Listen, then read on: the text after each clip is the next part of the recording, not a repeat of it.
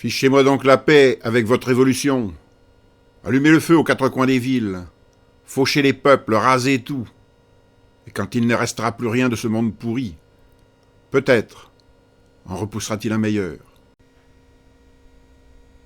Des hommes poussaient, une armée noire, vengeresse, qui germait lentement dans les sillons, grandissant pour les récoltes du siècle futur et dont la germination allait faire bientôt éclater la terre.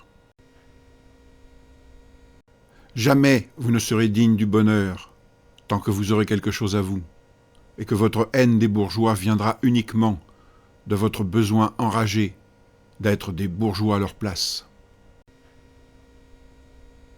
Le salariat est une forme nouvelle de l'esclavage.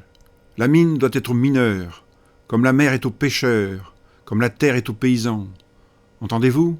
La mine vous appartient, à vous tous, qui depuis un siècle l'avez payé de tant de sang et de misère. Devant le buffet ouvert, Catherine réfléchissait. Il ne restait qu'un bout de pain. Du fromage blanc, suffisance, mais à peine une lichette de beurre. Et il s'agissait de faire les tartines pour eux 4.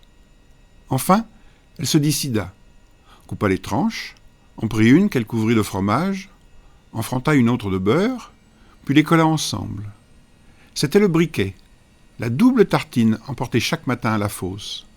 Bientôt, les 4 briquets furent en rang sur la table, répartis avec une sévère justice, depuis le gros du père jusqu'au petit de Jeanlin.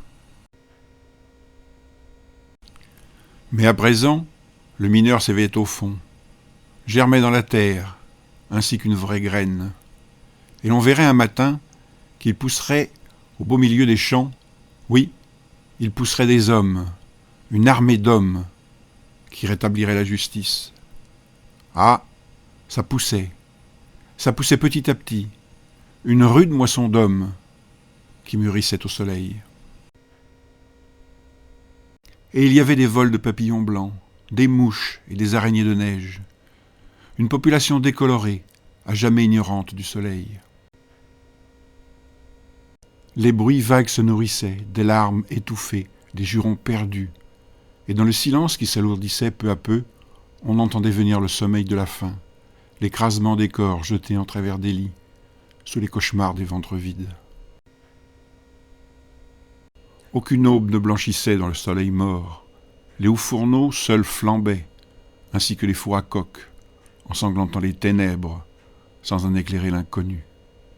Et le voreux, au fond de son trou, avec son tassement de bête méchante, s'écrasait davantage, respirait d'une haleine plus grosse et plus longue, l'air gêné par sa digestion pénible de chair humaine. Dans la plaine rase, sous la nuit sans étoiles, d'une obscurité et d'une épaisseur d'encre, un homme suivait seul la grande route de Marchienne à Montsou, 10 kilomètres de pavés coupant tout droit à travers les champs de betteraves. Devant lui, il ne voyait même pas le sol noir et n'avait la sensation de l'immense horizon plat que par les souffles du vent de mars. Des rafales, larges comme sur une mer, glacées d'avoir balayé des lieux de marais et de terre nue. Aucune ombre d'arbre ne tachait le ciel. Le pavé se déroulait avec la rectitude d'une jetée au milieu de l'embrun aveuglant des ténèbres.